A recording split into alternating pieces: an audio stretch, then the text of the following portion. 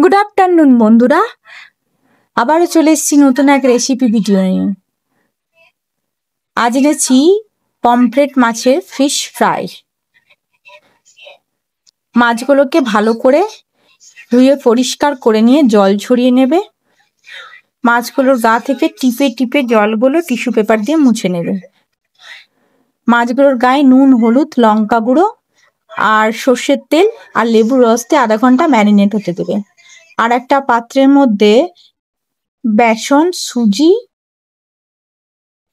লবণ, লঙ্কা গুঁড়ো আর কাশ্মীরি লঙ্কা গুঁড়ো মিক্স করে নেবে।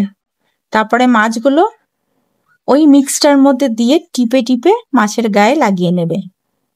একটা প্যানের মধ্যে তেল গরম হতে দেবে, দিয়ে মাছগুলোকে এপিট ওপিট করে সুন্দর করে হালকা আঁচে ভেজে নেবে। তাহলেই দেখবে রেডি হয়ে যাবে পমফ্রেট মাছের ফিশ ফ্রাই। এটা স্টার্টার হিসাবে দিতে পারো, আবার এমনি সন্ধেবেলায় গরম গরমও খেতে পারো। খেতে খুব ভালো লাগে, মনে হবে যেন ফিশ কাটলেট খাচ্ছি।